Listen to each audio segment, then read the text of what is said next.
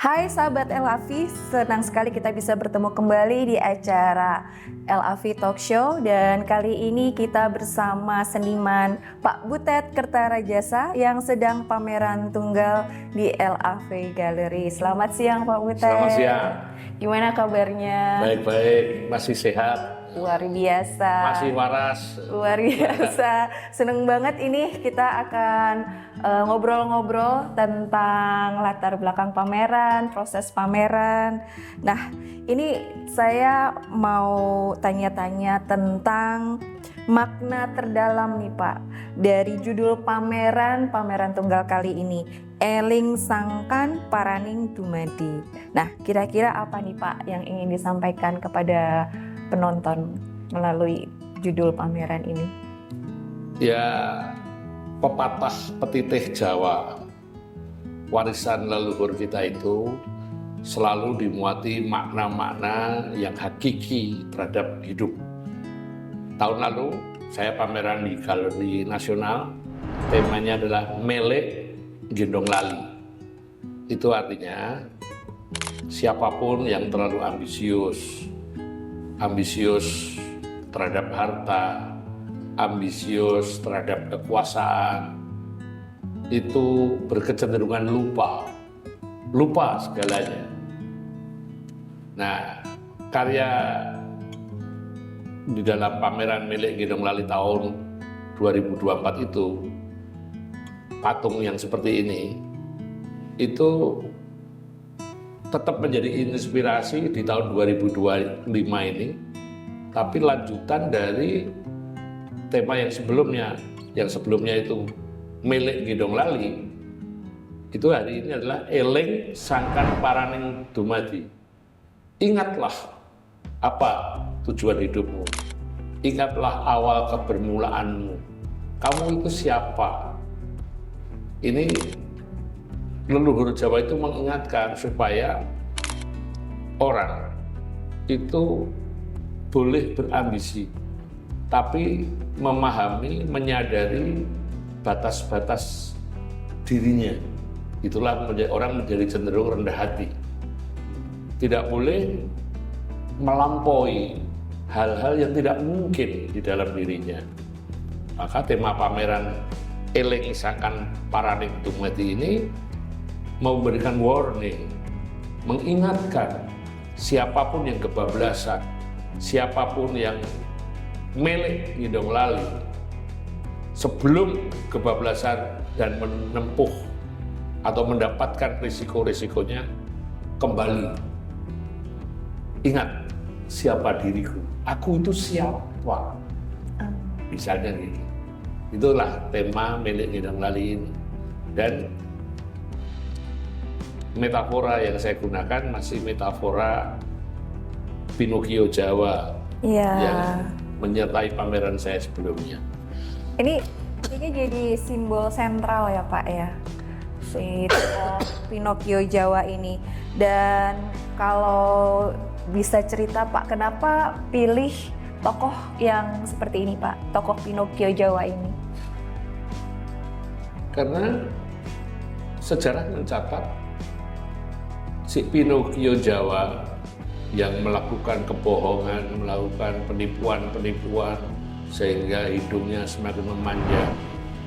Kalau dalam tradisi Jawa menjadi seperti Petro itu real ada di Indonesia, melakukan praktek-praktek kejahatan, praktek-praktek kebohongan secara terbuka, dan seluruh rakyat Indonesia melihat ada manusia seperti itu.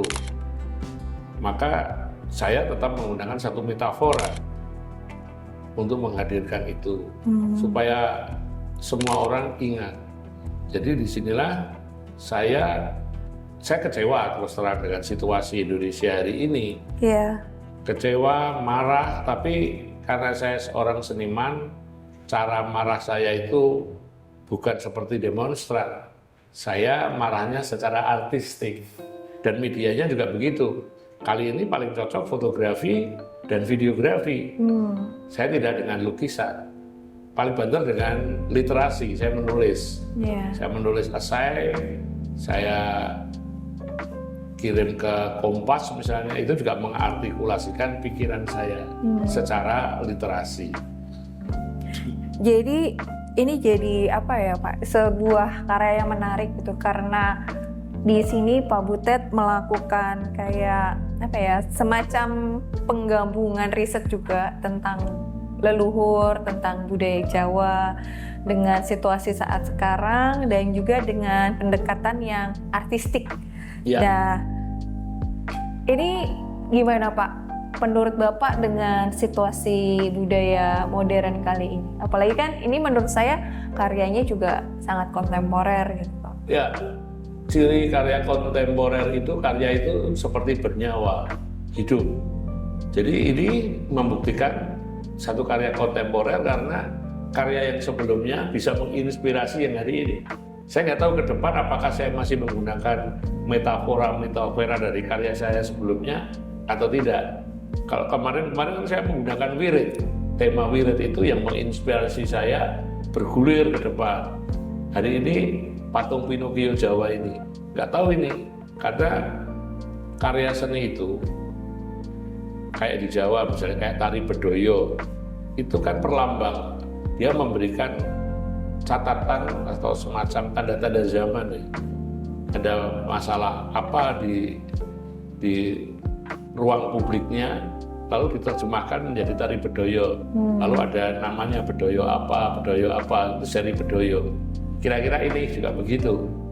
Ini Pinocchio Jawa ini bergulirnya seperti apa, saya juga nggak tahu. Tapi ini ciri seni kontemporer itu dia bernyawa, dia hidup, menginspirasi karya-karya berikutnya. Dan selama saya melihat karya-karya Pak Butet nih, saya melihat keistimewaannya adalah karya Pak Butet ini kuat sekali di narasi.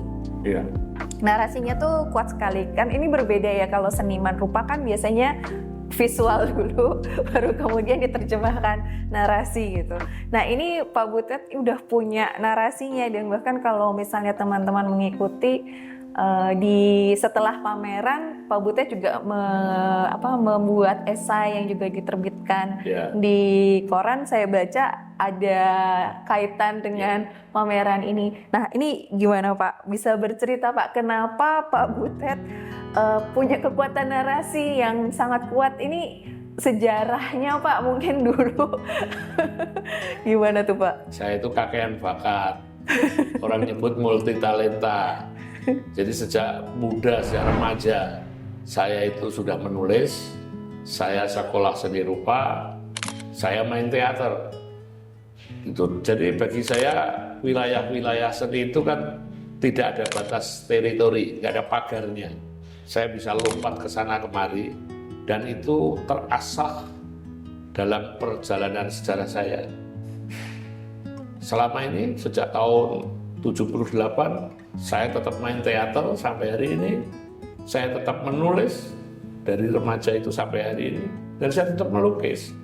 Jadi ketika saya kesulitan mengartikulasikan pikiran saya melalui media ini, saya tinggal lompat aja ke media yang saya kenali dan saya kuasai. Oh, menulis ini hanya bisa dengan menulis. Oh, ini hanya bisa dengan fotografi. Maka gagasannya itu fotografis. Jadi seperti itu. Jadi bersyukur saya itu sejak muda sudah lompat kanan kiri tanpa beban. Saya tidak mau terkurung oleh predikat. Misalnya saya perupa, lalu saya terkurung dengan status perupa, tidak mau yang lain. Saya menolak yang seperti itu, karena bagi saya seni itu tanpa batas teritori. Saya lebih suka menyebut diri saya itu seniman. Seniman itu bisa apa saja seninya, tapi seniman. Saya tidak pernah mau menyebut saya perupa atau aktor atau penulis itu, tapi semuanya. Ini menarik ya, karena kan di zaman sekarang kayak lebih banyak disekat-sekat ya. Seniman apa? Pasti kan ada pertanyaan belakangnya seperti itu. Nah, karena Pak Butet, berarti Pak Butet ini sudah berada di berapa generasi ya Pak? 4 generasi ya? Kalau generasi 10 tahunan kayak 5 generasi nih kan. Nah, bagaimana Pak pandangan-pandangan Bapak tentang seni saat ini? Ya, saya gini, seni ketika dipahami secara akademik, seni sebagai proses belajar, tradisi akademik itu perlu mengkategorikan seperti itu supaya orang itu fokus. Tapi ketika kita sebagai praktisi itu harus membebaskan dari pengelompokan itu. Jadi kalau kita melihat di dunia ini, kita sudah tidak kaget lagi misalnya melihat orang yang semula itu pelukis atau perupa tapi membuat performing art. Itu sudah tidak aneh, itu sudah menjadi sesuatu yang lumrah, yang biasa. Nah di Indonesia itu enggak, maka cara berpikir yang mengungkung itu harus dijebol supaya seniman itu mempunyai keliaran berimajinasi tanpa batas. Nah, ini saya jadi tertarik nih tentang latar belakang Pak Butet nih. Apakah sejak kecil nih Pak udah dekat dengan seni gitu? Jadi saya lihat kan sudah berada di berbagai macam kegiatan karya seni dalam 5 dekade dengan pemikiran yang sungguh luar biasa. Nah, bisa cerita Pak latar belakang masa kecil atau keluarga yang kemudian membuat Pak Butet Kertarejasa seperti hari ini? Ya, saya itu kan tidak bisa mengelak secara biologis, saya anaknya Pak Bagong, seorang seniman, koreografer, pelukis, pendidik, dan saya sejak kecil hidup dalam atmosfer seni. Sehingga bacaan saya sejak SD itu ya bacaan sastra, buku-buku, novel-novel anak-anak dari Pustaka Jaya, atau arsip-arsip yang ada di rumah saya. Clipping-clipping tahun 45, clipping-clipping tahun 50-an, perdebatan kebudayaan antara Sultan Takdir dan Ki Hajar Dewantara itu saya baca ketika saya SD SMP. Jadi matangnya terlalu cepat itu. Kawan-kawan saya masih baca majalah buku, saya udah baca majalah basis filsafat. Saya ngelihat foto-foto, itu foto-foto kegiatan Pak Bagong di masa muda. Pak Bagong jadi penari, jadi koreografer. Saya membaca seluruh pencapaian kesenimanan Pak Bagong. Lalu kalau Pak Bagong mendapat tamu kawan-kawannya seniman-seniman yang kemudian jadi maestro, menjadi profesor, orang-orang yang terkenal di bidang kebudayaan, saya sering menguping percakapan mereka, lalu mengkonfirmasi percakapan mereka ke arsip-arsip itu, mengkonfirmasi ke media massa, ke koran-koran. Di koran itu yang saya baca esainya para penulis-penulis hebat hari ini. Jadi mimpi atau masa depan saya itu sudah tergambarkan sejak saya SD itu, bahwa kelak saya ingin menjadi seniman. Dan terwujud. Luar biasa. Tapi saya juga udah punya sikap. Saya kalau menjadi seniman tidak ingin menjadi seniman seperti kawan-kawannya Pak Bagong yang itu nggak mau aku. Aku mau jadi seniman yang secara sosial bertanggung jawab kepada keluarganya. Luar biasa. Ini sebuah sharing yang personal yang mungkin jarang banget nih bisa kita dengerin ya sahabat Elavi semua. Nah, ini saya akan kembali lagi nih ke dalam karya-karya yang ada di pameran kali ini. Ini kan saya lihat juga sejak mulai saya mengikuti Pak Butet ini kan kritik terhadap pemerintah tuh sejak Orde Baru, ketika Pak Butet banyak melakukan monolog. Terus sekarang pun juga di sini banyak kritik tersirat juga ya terhadap kekuasaan, kebohongan politik. Bapak pernah khawatir nggak sih Pak kalau karya Bapak ini terlalu politis atau menyudutkan pihak tertentu gitu Pak? Saya meriset aspek hukum sebelum mewujudkan semua ini. Filternya itu adalah hukum. Ya. Saya cek dulu apakah di dalam karya saya ini ada kandungan-kandungan pelanggaran hukum atau tidak. Ada pasal-pasal yang bisa menjebak saya atau tidak, pasal-pasal KUHP. Karena saya meyakini apa yang saya lakukan ini adalah kebenaran yang saya yakini. Jadi kalau saya sudah merasa ini benar, dan saya bisa mengartikulasikan kebenaran saya secara artistik, saya sama sekali tidak punya rasa takut, karena saya tidak melanggar hukum. Orang boleh takut, wajib takut pada hukum. Melanggar hukum, wajib takut. Tapi kalau saya mengekspresikan pikiran saya melalui seni seperti ini, siapa yang melanggar? Karena ini kan imajinatif. Lalu orang menafsir, penonton saya itu menafsir. Lalu penonton saya menciptakan narasinya di dalam pikirannya. Kan cuma imajinasi. Pertanyaannya, apakah imajinasi bisa dihukum? Tidak. Masa imajinasi mau diadili? Nggak bisa. Dan setiap orang imajinasinya bisa berbeda-beda. Itulah seni. Jadi bukan saya seorang pemberani. Saya manusia biasa. Tapi saya merasa tidak melakukan kesalahan, sehingga saya tidak ragu-ragu untuk menyatakan kebenaran yang saya yakini. Berarti ini ya Pak ya, ada sudut pandang. Kan kadang-kadang ketika seseorang membuat karya seni itu kan hanya terbatas pada artistik atau visual saja.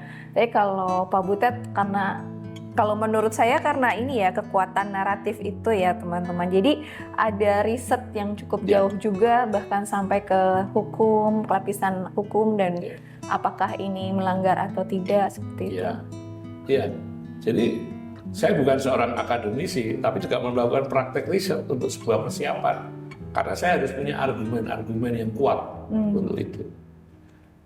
Ini menarik ya, karena kadang-kadang kan sebagai seniman, apalagi seniman yang masih muda nih, hal-hal yang sifatnya karya itu kan masih banyak kebentukan, terus tentang artistik, indah atau tidak indah. Nah, Bapak kan melihatnya lebih ke segala sesuatu yang sifatnya sosial, politik, budaya. Nah, ini bahkan tentang kenegaraan gitu kan ya Pak. Ini kan sesuatu hal tema yang cukup mungkin sensitif. Maksudnya sebagai seniman juga belum pernah mau gitu loh berkecimpung di sana. Nah, kenapa Pak bisa melihat kehidupan bernegara aja menjadi sesuatu hal yang artistik gitu Pak? Saya gini, karena sudah lama berkesenian ya, di seni pertunjukan maupun visual maupun literasi, kualitas artistik itu di dalam diri saya sudah given, sudah tumbuh. Jadi apapun yang saya pikirkan, saya artikulasikan secara kekuatan personal saya, pasti yang artistik itu tidak usah diburu. Dia sudah given, pasti akan muncul dengan sendirinya. Misalnya kalau kamu membaca esai saya, itu pasti ada unsur-unsur celelean di dalamnya. Orang bisa tersenyum simpul seperti orang nonton teater gandrik. Itu sudah bercanda. Lalu nilai artistik itu sudah inherent, sudah muncul begitu saja. Dan penting untuk saya adalah pesan. Pesan yang ingin saya sampaikan itu nyampe atau tidak. Semuanya kan juga gitu. Orang bikin lukisan itu ingin pesannya nyampe. Judul dan visual itu klop enggak? Aku tuh mau bicara apa melalui seni saya? Kira-kira gitu kan. Saya mau main teater, temanya ini. Kan sebenarnya cuma satu kalimat itu. Nah, satu kalimat itu, pesan dalam satu kalimat itu nyampe ke audiens enggak? Misalnya pertunjukan teater mau bicara tentang keserakahan. Ngomongnya kan panjang lebar, 2 jam pertunjukan. Sebenarnya dari seluruh pertunjukan itu kan cuma ingin ngomong itu, keserakahan. Kalau penonton muak merasakan ada keserakahan di dalam pertunjukan itu, ya berarti pertunjukan itu dudul akti, nyampe ke dalam kedalaman audiens.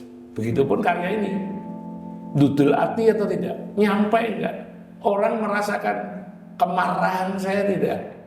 Kalau orang serangan ini wasuh dari, saya tidak menyebut nama siapapun di sini, tapi orang bisa merasakan vibrasi, getaran, merasakan kemarahan saya, ya berarti pesan saya nyampe. Padahal ini kan artistik. Iya. Nah, ini juga jadi menarik karena ketika melihat figur ini dari sisi modern, melihatnya sebagai Pinocchio yang berasal dari dongeng anak-anak, apalagi kan tadi kita juga bisa lihat sendiri kalau di galeri kan pengunjung nggak cuma dari Indonesia saja gitu kan. Nah, ini gimana Pak? Kok bisa atau bisa menceritakan risetnya atau kok bisa ketemu sama si tokoh ini nih, ceritanya gimana Pak? Ya tokoh ini kan seseorang yang sangat ambisius menjadi Raja Jawa, menjadi penguasa. Secara simbolik orang ini beberapa saat yang lalu menggunakan simbol-simbol dalam tradisi Jawa, Mataram. Padahal dia secara genetik tidak punya hak untuk mengenakan busana Raja Jawa. Tapi karena kekuasaan politik, dia bisa semena-mena menggunakan busana dari kekuasaan Jawa itu. Mungkin Ini kan- kalau maaf menyerah, mungkin kalau misalnya teman-teman yang hadir di melihat video ini karena dia memakai busana Raja Jawa ya Pak ya. Raja Jawa. Oh. Ini Raja Jawa. Dengan mahkota seperti ini itu Raja Jawa. Oh. Rakyat kecil kayak saya nggak boleh. Pakai baju seperti ini. Nggak boleh. Nggak boleh. Seharusnya. Tapi karena dia mempunyai kekuasaan politik, seremonialnya menggunakan ini. Nah ini kebablasan. Kalau itu cuma sebagai gimmick dalam sebuah perayaan itu nggak apa-apa. Tapi kemudian ketika ini hadir dan oleh orang-orang di sekitarnya dimaknai